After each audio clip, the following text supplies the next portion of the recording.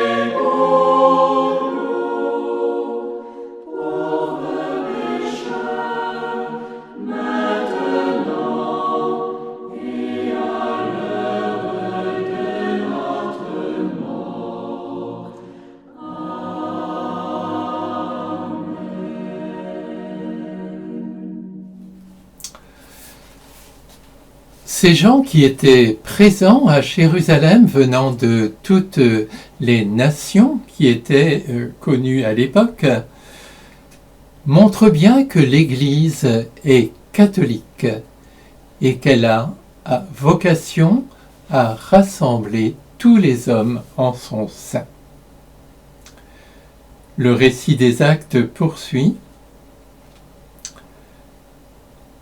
Or, il y avait, résidant à Jérusalem, des Juifs religieux venant de toutes les nations sous le ciel. Lorsque ceux-ci entendirent la voix qui retentissait, ils se rassemblèrent en foule. Ils étaient en pleine confusion parce que chacun d'eux entendait dans son propre dialecte ceux qui parlaient.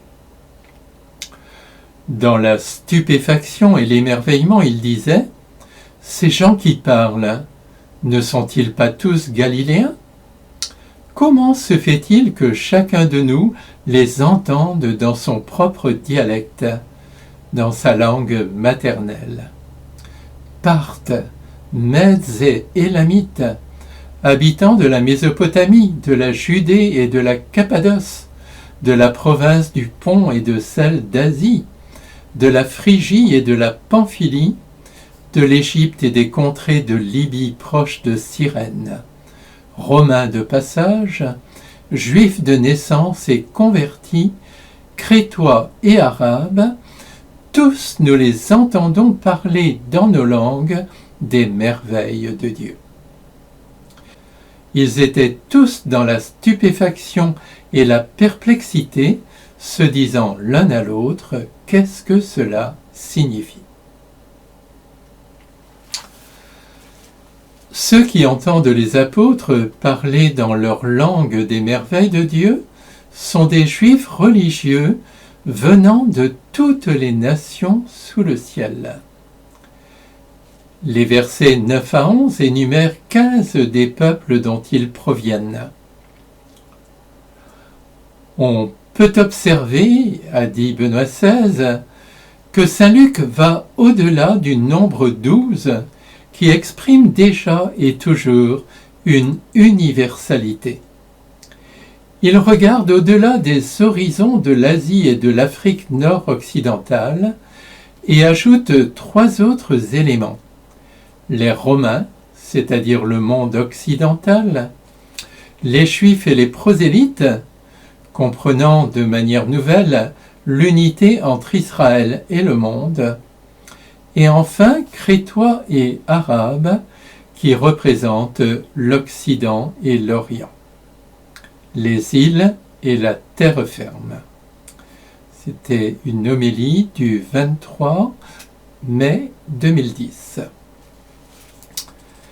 Luc énumère les peuples les plus lointains connus par les Juifs: Parthes et Mèdes à l'est, habitants de Cappadoce, du Pont et de la province d'Asie au nord, Romains et Crétois à l'ouest, habitants d'Égypte et de Libye au sud-ouest, Arabes au sud-est. Aujourd'hui, sans doute aurait-il cité les 5 continents. Or, ce qui les met en pleine confusion, c'est que chacun d'eux entendait dans son propre dialecte ceux qui parlaient. Ce miracle extraordinaire signifie que l'Église est dès l'origine catholique, c'est-à-dire universelle, et qu'elle a vocation à rassembler dans l'unité, grâce au don de l'Esprit, tous les peuples différents de la terre. À la Pentecôte, il se passe exactement le contraire de ce qui, aux origines de l'humanité, s'était passé à Babel. Confère Genèse 11, versets 1 à 9. Alors, les hommes parlaient une seule langue, mais dans leur orgueil, ils se sont unis pour construire une tour qui atteindrait les cieux, voulant ainsi se faire les égaux de Dieu. Et le Seigneur dit: ils sont un seul peuple, Ils ont tous la même langue.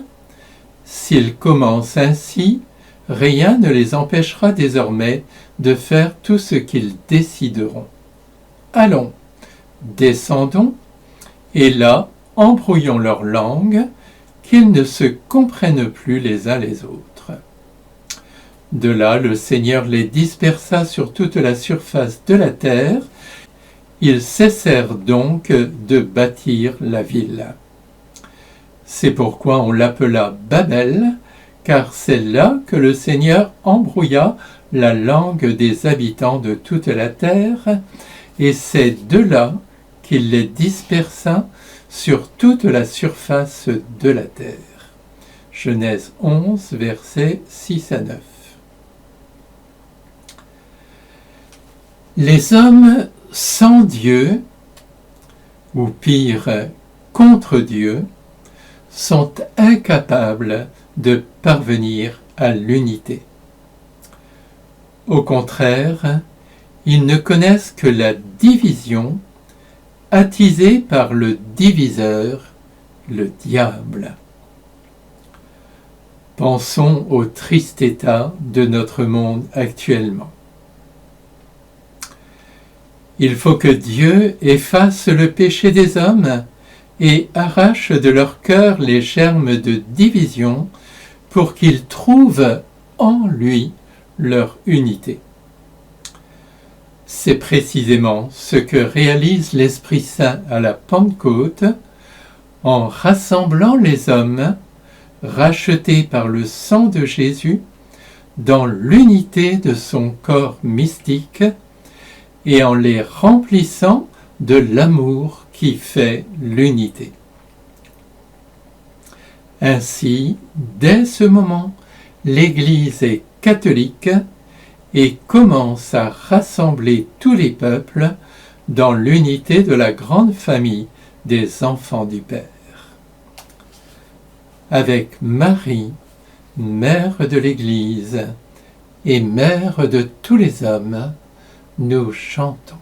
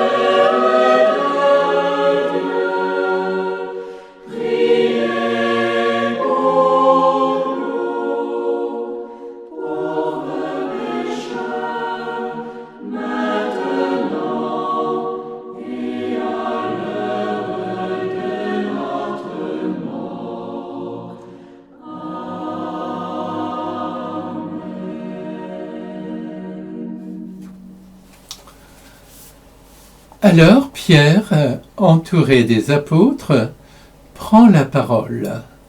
Acte 2, 14.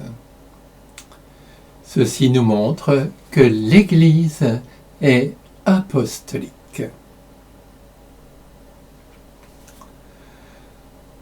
Si Pierre prend la parole en premier, ce n'est pas parce qu'il est le plus éloquent. Peut-être que les deux futurs évangélistes, Matthieu et Jean, l'auraient été davantage. Non, Pierre s'exprime en tant que chef de l'Église naissante, en vertu de la mission que Jésus lui a confiée. Le catéchisme souligne, dans le collège des 12, Simon-Pierre tient la première place. Jésus lui a confié une mission unique. Grâce à une révélation venant du Père, Pierre avait confessé « Tu es le Christ, le Fils du Dieu vivant ». Notre Seigneur lui avait alors déclaré « Tu es Pierre, et sur cette pierre, je bâtirai mon Église. » Catéchisme numéro 552. C'est cela qui commence à se réaliser le jour de la Pentecôte. Peu importe que l'ancien pêcheur de Galilée n'ait pas étudié l'art oratoire, c'est l'Esprit Saint qui lui inspire ce qu'il doit dire pour témoigner. Confère Jean 15, 26, 27, et qui, en même temps, prépare les cœurs des auditeurs à accueillir sa parole. En outre, Pierre est debout avec les 11 autres apôtres. Il parle non pas en son nom, mais au nom de Jésus et en communion avec les autres apôtres choisis par le Seigneur. Ceux-ci, par la suite, lorsqu'ils seront dispersés, annonceront aussi l'Évangile en communion avec Pierre, et ils se rassembleront pour traiter les questions délicates qui se poseront à eux, comme au premier concile de Jérusalem, rapporté dans les Actes au chapitre 15. Le concile affirme « Saint Pierre et les autres apôtres constituent, de par l'institution du Seigneur, un seul collège apostolique. » Lumen Gentium 22. Avec Marie, prions pour le successeur de Pierre et pour le collège apostolique, afin que l'Esprit Saint inspire leur prédication de l'Évangile.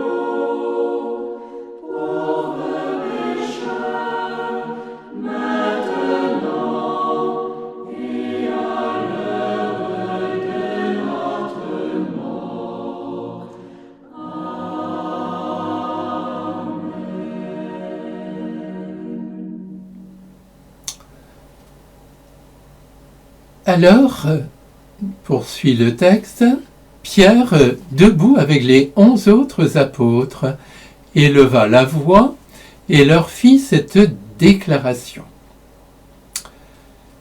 Ce discours de Pierre est assez long, aux Actes chapitre 2, versets 14 à 36.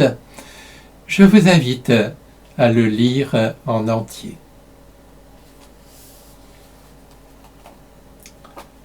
Ce discours de Pierre comporte deux parties. Dans la première, au verset 16 à 21, il explique l'événement de la Pentecôte en prenant appui sur la prophétie de Joël. Ce texte, il l'avait sans doute médité les jours précédents, durant la neuvaine de prière avec Marie. L'affirmation essentielle en est « Il arrivera dans les derniers jours, dit Dieu, que je répandrai mon esprit sur toute créature. » Verset 17. Nous avons vu en effet combien cette venue de l'Esprit sur tous ceux qui lui ouvrent leur cœur est un événement capital. Pierre dira plus loin que c'est Jésus ressuscité qui envoie l'Esprit.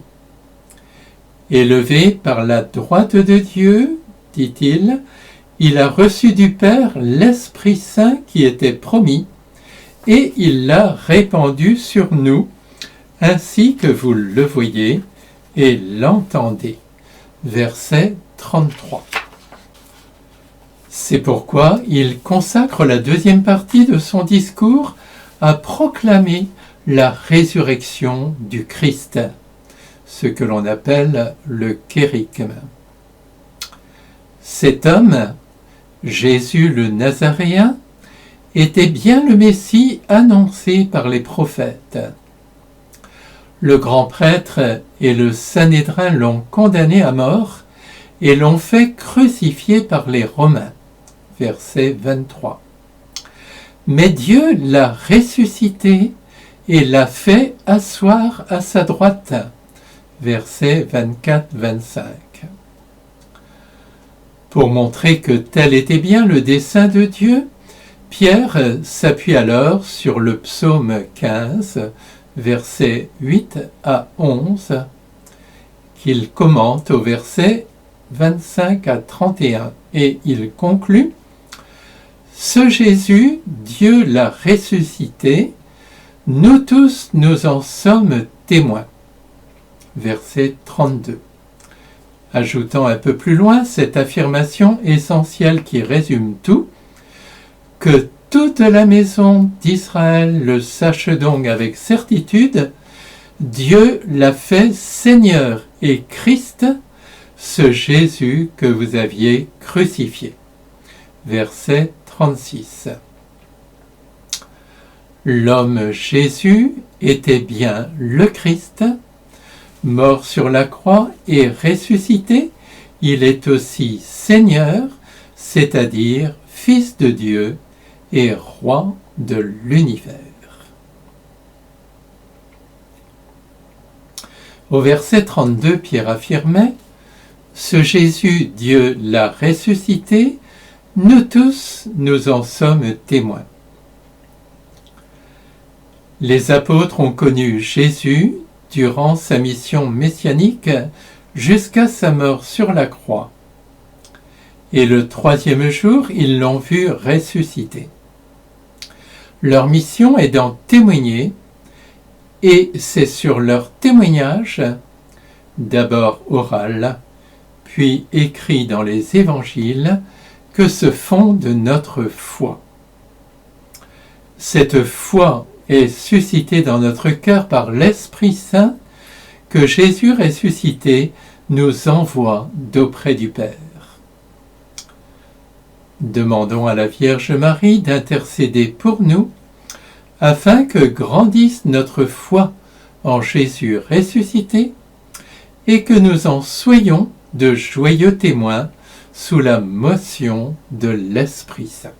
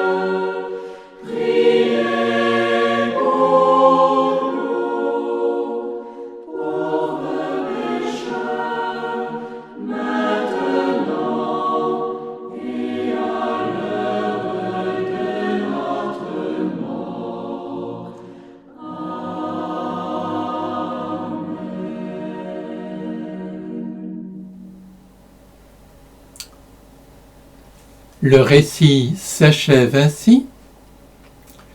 Les auditeurs furent touchés au cœur.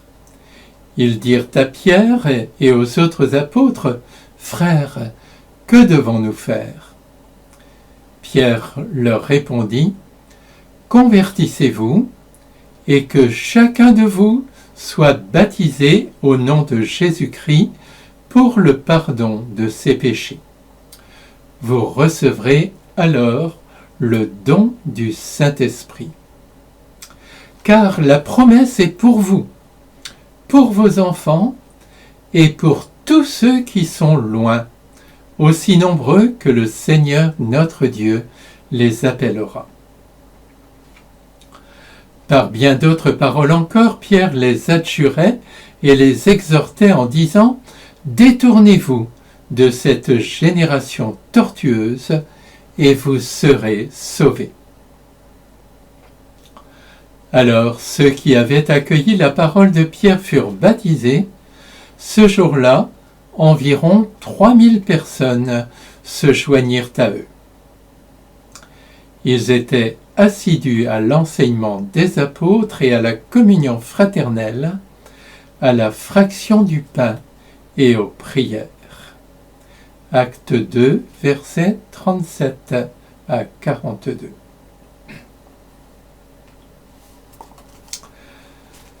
Saint Jean-Paul II a affirmé « L'Église reconnaît dans cet événement sa naissance officielle et le début de son expansion dans le monde. » C'était à l'audience du 25 mai 1983. 3000 conversions. Comment comprendre le succès de cette première prédication de Pierre ? Il y a quelques années, un pasteur protestant, Thomas Roberts, disait avec humour qu'aujourd'hui c'est plutôt l'inverse. Il faut 3000 sermons pour provoquer une seule conversion. Au succès du discours de Pierre, on peut voir 3 raisons principales. La première, c'est que parmi les Juifs religieux venant de toutes les nations sous le ciel, il y en avait sûrement beaucoup qui cherchaient Dieu sincèrement et qui attendaient le Messie annoncé par les prophètes. L'Esprit Saint avait préparé leur cœur, et lorsque Pierre a parlé, l'Esprit a touché leur cœur et leur a donné la certitude que la proclamation de Pierre était vraie. Aujourd'hui encore, l'Esprit éclaire la conscience des hommes et frappe à la porte de leur cœur pour leur faire comprendre qu'ils ont été créés par Dieu et pour Dieu, si bien qu'ils ne trouveront la paix et le bonheur qu'en répondant à son amour. Ensuite, la parole a été proclamée. C'est ce qu'on appelle le kérygme, la prédication fondamentale. Si les apôtres étaient restés enfermés dans le cénacle, rien ne se serait passé. Comme le dira saint Paul, « Quiconque invoquera le nom du Seigneur sera sauvé. » Or, comment l'invoquer si on n'a pas mis sa foi en lui ? Et comment mettre sa foi en lui si on ne l'a pas entendu ? Comment entendre si personne ne proclame ? Romains 10, versets 13-14. Le jour de la Pentecôte, Pierre a proclamé Jésus Seigneur et a appelé ses auditeurs à la conversion, si bien qu'ils ont pu entendre la parole du salut. Mais surtout, cette prédication a été faite dans la force de l'Esprit Saint, et c'est l'Esprit Saint qui a pu ainsi toucher les cœurs à travers cette prédication. Pierre aurait pu faire sienne cette affirmation de saint Paul. Notre évangile ne s'est pas présenté à vous en parole seulement, mais en puissance dans l'action de l'Esprit Saint en surabondance. 1 Thessaloniciens 1, 5. L'Esprit Saint est la force des prophètes et c'est lui qui donne fécondité à leurs paroles. On le voit bien, touchés au cœur, les auditeurs demandent « Frères, que devons-nous faire ?» Saint Pierre l'indique « Dans un premier temps, convertissez-vous et que chacun de vous soit baptisé au nom de Jésus-Christ pour le pardon de ses péchés. Vous recevrez alors le don du Saint-Esprit. » C'est au verset 38. Il s'agit de cueillir les fruits de la passion et de la résurrection de Jésus communiqués par l'Esprit, le pardon des péchés, la nouvelle naissance comme enfant de Dieu et la capacité de vivre une vie nouvelle dans l'Esprit. Tout cela est communiqué au baptême. Mais dans un second temps, les grâces reçues au baptême doivent croître dans l'Église. C'est pourquoi ils étaient assidus à l'enseignement des apôtres et à la communion fraternelle, à la fraction du pain et aux prières. Avec Marie, prions pour les néophytes, mais aussi pour tous les chrétiens, afin qu'ils vivent toujours plus dans l'Esprit et soient des membres vivants du corps du Christ.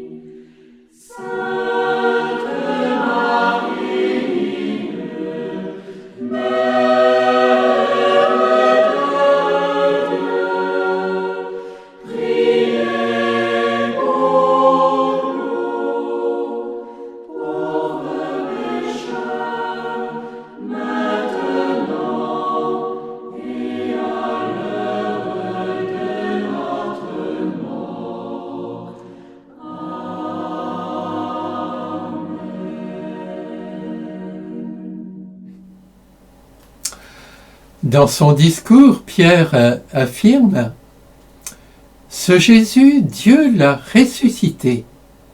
Nous tous, nous en sommes témoins. Élevé par la droite de Dieu, il a reçu du Père l'Esprit Saint qui était promis, et il l'a répandu sur nous, ainsi que vous le voyez et l'entendez. » Acte 2, versets 32-33. Oui, la Pentecôte est vraiment une œuvre trinitaire. C'est pourquoi nous pouvons proclamer de tout notre cœur « Gloire au Père, et au Fils, et au Saint-Esprit, comme il était au commencement, maintenant et toujours, pour les siècles des siècles. Amen. » Nous tous qui avons été baptisés, nous avons reçu l'Esprit Saint, par lequel nous avons obtenu le pardon de nos péchés et sommes devenus membres de l'Église, corps mystique du Christ. À la confirmation, nous avons reçu une nouvelle effusion de l'Esprit pour que nous soyons des pierres vivantes de l'Église et des disciples missionnaires, témoins du Christ ressuscité. Qu'avons-nous fait de ces sacrements? Si nous avons laissé s'endormir les dons reçus alors, demandons au Seigneur une nouvelle effusion de l'Esprit, comme on le fait par exemple dans le renouveau charismatique, qu'il nous fasse vivre une nouvelle Pentecôte, qu'il ravive en nous les dons reçus au baptême et à la confirmation, qu'il nous donne les charismes nécessaires pour notre mission de disciples missionnaires. Nous le demandons avec confiance par Jésus, le Christ, notre Seigneur, et par l'intercession de la Vierge Marie. Envoie sur nous ton esprit, Seigneur, et tout sera recréé pour les siècles des siècles. Amen.